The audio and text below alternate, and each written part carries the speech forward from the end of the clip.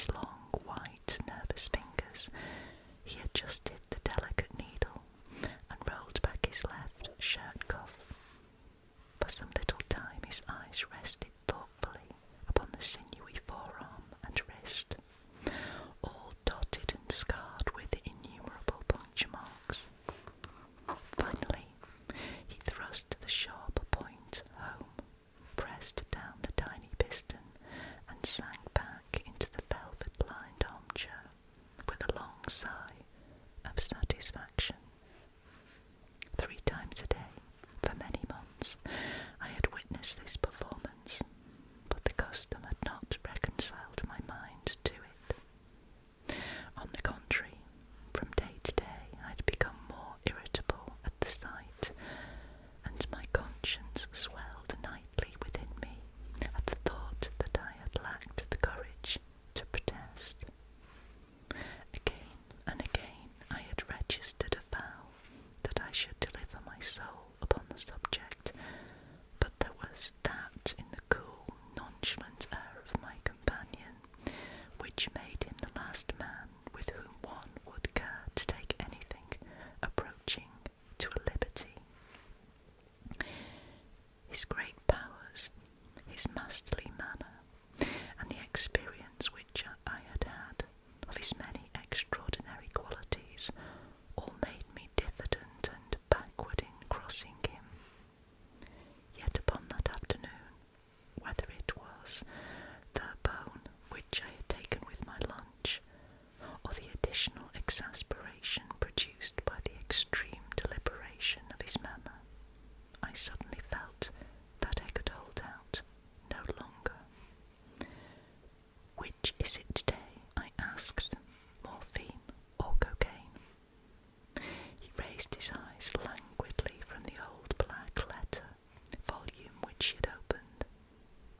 "It is cocaine," he said. "A 7% solution. Would you care to try it?" "No, indeed," I answered, brusquely. "My constitution has got over the Afghan campaign yet. I cannot afford to throw any extra strain upon it." He smiled at my vehemence. "Perhaps you are right, Watson," he said. "I suppose that its influence is physically a bad one. I find it, however, so transcendingly stimulating and clarifying to the mind that its second action is a matter of small moment. But consider," I said earnestly, "count the cost. Your brain may, as you say, be roused and excited, but it is a pathological and morbid process which involves increased tissue change and may at last leave a permanent weakness. You know, too, what a black reaction comes upon you. Surely the game is hardly worth the candle. Why should you, from mere passing pleasure, risk the loss of those great powers with which you have been endowed? Remember that I speak not only as one comrade to another, but as a medical man to one for whose constitution he is to some extent answerable." He did not seem offended. On the contrary, he put his fingertips together and leaned his elbows on the arms of his chair, like one who has a relish for conversation. "My mind," he said, "rebels at stagnation. Give me problems, give me work, give me the most abstruse cryptogram or the most intricate analysis, and I am in my own proper atmosphere. I can dispense then with artificial stimulants, but I abhor the dull routine of existence. I crave for mental exaltation. That is why I have chosen my own particular profession, or rather created it, for I am the only one in the world." "The only unofficial detective," I said, raising my eyebrows. "The only unofficial consulting detective," he answered. "I am the last and highest court of appeal in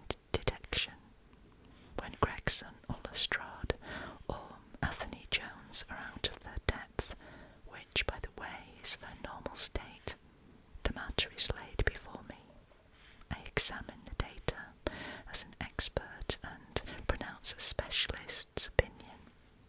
I claim no credit in such cases. My name figures in no newspaper. The work itself, the pleasure of finding a field for my peculiar powers, is my highest reward. But you have yourself had some experience of my methods of work in the Jefferson Hope case. Yes, indeed, said I, cordially.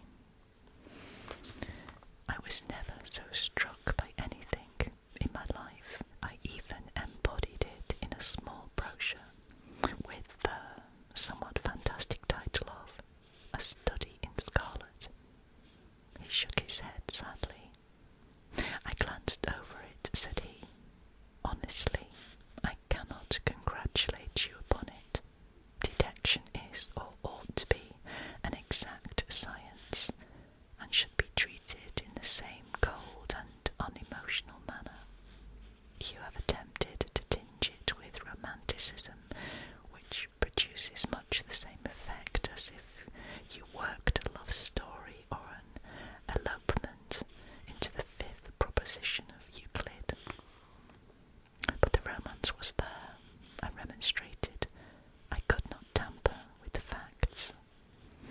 Some facts should be suppressed, or at least a just sense of proportion should be observed in treating them. The only point in the case which deserved mention was the curious analytical reasoning from effects to causes, by which I succeeded in unravelling it. I was annoyed at this criticism of a work which had been specially designed to please him.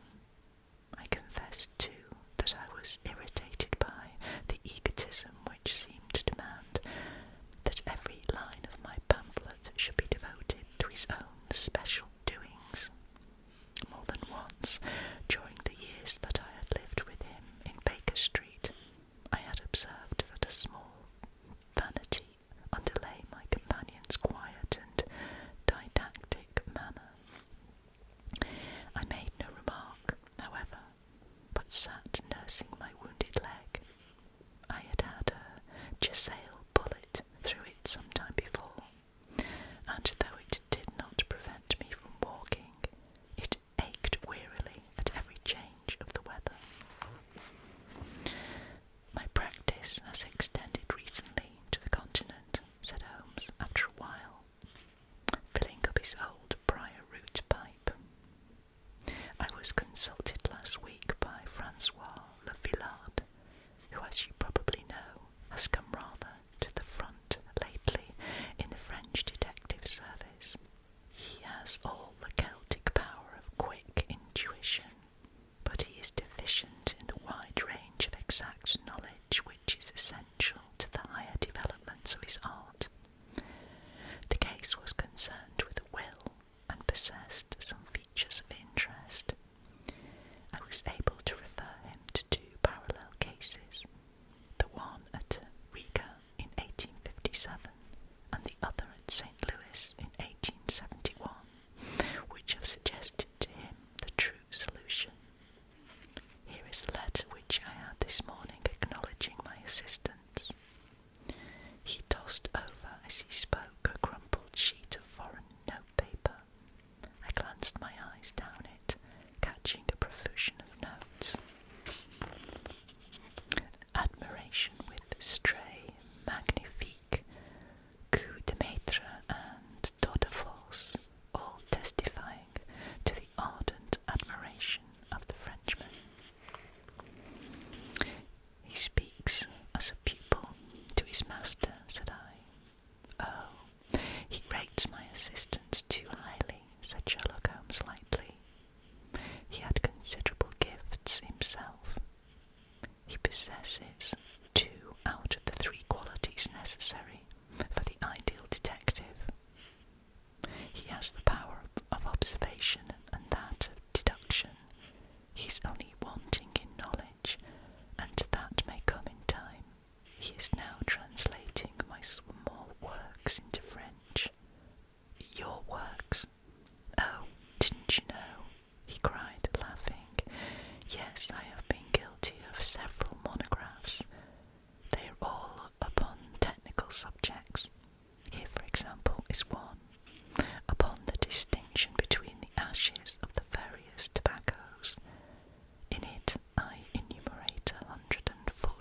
grams of cigarette and pipe tobacco, with coloured plates illustrating the difference in the ash. It is a point which is continually turning up in criminal trials, and which is sometimes of supreme importance as a clue. If you can say definitely, for example, that some murder had been done by a man who was smoking an Indian lunka, it obviously narrows your field of search. To the trained eye, there is as much difference between the black ash of a trichinopoly and the white fluff of bird's eye as there is between a cabbage and a potato. You have an extraordinary genius for minutiae, I remarked. I appreciate their importance. Here is my monograph upon the tracing of footsteps, with some remarks upon the uses of plaster of Paris as a preserver of impressives. Here too is a curious little work upon the influence of a trade upon the form of the hand, with lithotypes of the hands of slaters, sailors, cork cutters, compositors, weavers, and diamond polishers. That is a matter of great practical interest to the scientific detective, especially in cases of unclaimed bodies or discovering the antecedents of criminals. But I weary you with my hobby. Not at all, I answered earnestly. It is of the greatest interest to me, especially since I have had the opportunity of observing your practical application of it. But you spoke just now of observation and deduction. Surely the one to some extent implies the other. Why, hardly, he answered, leaning back luxuriously in his armchair and sending up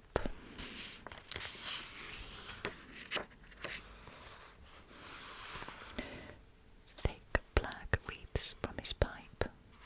For example, observation shows me that you have been to the Wigmore Street post office this morning, but deduction lets me know that when there you dispatched a telegram. Right, said I, right on both points, but I confess that I don't see how you arrived at it. It was a sudden impulse upon my part, and I have mentioned it to no one.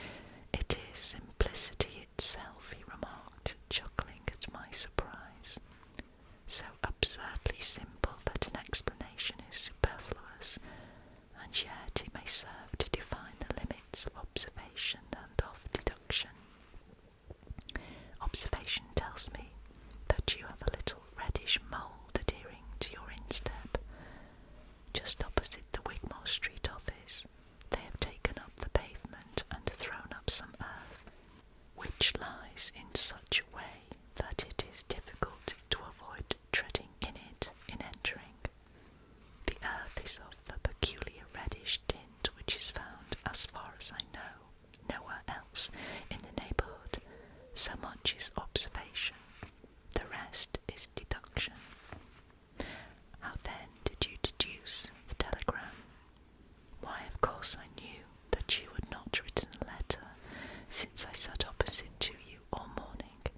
I see also in your open desk there that you have a sheet of stamps and a thick bundle of postcards. What could you go into the post office for then, but to send a wire? Eliminate all other factors, and the one which remains must be the truth. In this case it certainly is so, I replied, after a little thought. The thing, however, is, as you say, of the simplest. Would you think me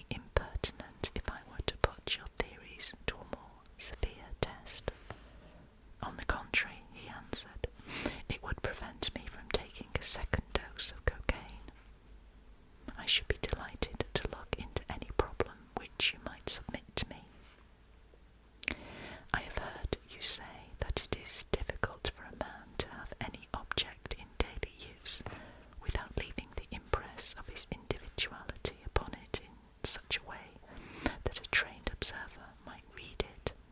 Now, I have here a watch which has recently come into my possession. Would you have the kindness to let me have an opinion upon the character or habits of the late owner?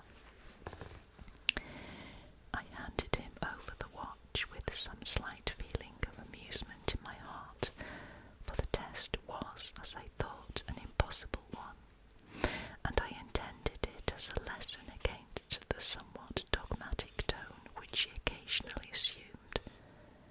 He balanced the watch in his hand, gazed hard at the dial, opened the back and examined the works, first with his naked eyes, and then with a powerful, convex lens.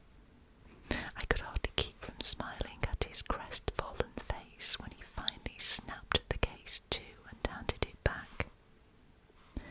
"There are hardly any data," he remarked. "The watch has been recently cleaned, which robs me of my most suggestive facts." "You were right," I answered. "It was cleaned before being sent to me." In my heart I accused my companion of putting forward my most lame and impotent excuse to cover his failure. What data could he expect from an uncleaned watch? "Though unsatisfactory, my research has not been entirely barren," he observed, staring up at the ceiling with dreamy, lacklustre eyes. "Subject to your correction, I should judge that the watch belonged to your elder brother, who inherited it from your father. That you gather, no doubt, from the H.W. on the back." "Quite so. The W suggests your own name. The date of the watch is nearly 50 years back, and the initials are as old as the watch, so it was made for the last generation. Jewellery usually descends to the eldest son, and he is most likely to have the same name as the father. Your father has, if I remember right, been dead for many years. It has therefore been in the hands of your eldest brother." "Right so far," said I. "Anything else?" "He was a man of untidy habits, very untidy and careless. He was left with good prospects, but threw away his chances, lived for some time in poverty with occasional short intervals of prosperity, and finally taking to drink, he died. That is all I can gather." I sprang from my chair and limped impatiently about the room with considerable bitterness in my heart. "This is unworthy of you, Holmes," I said. "I could not have believed that you would have descended to this. You have made inquiries into the history of my unhappy brother, and you now pretend to deduce this knowledge in some fanciful way. You cannot expect me to believe that you have read all this from his old watch. It is so unkind, and, to speak plainly, has a touch of charlatanism in it." "My dear doctor," said he kindly, "pray accept my apologies. Viewing the matter as an abstract problem, I had forgotten how personal and painful a thing it might be to you. I assure you, however, that I never even knew that you had a brother until you handed me the watch. Then how, in the name of all that is wonderful, did you get these facts? They are absolutely correct in every particular." "Ah, that is good luck. I could only say what was the balance of probability. I didn't at all expect to be so accurate. But it was not mere guesswork. No, I never guess. It is a shocking habit destructive to the logical faculty. What seems strange to you is only because you do not follow my train of thought, or observe the small facts upon which large inferences may depend.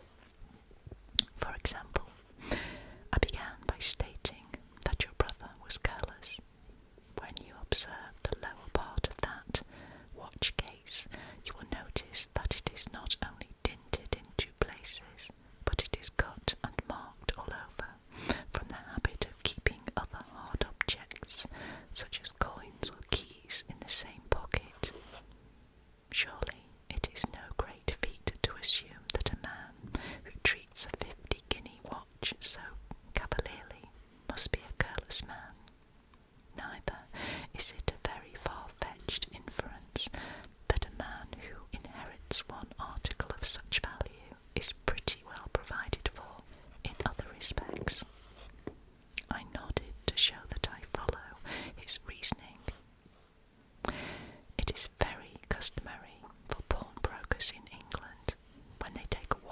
scratch the number of the ticket with a pinpoint upon the inside of the case.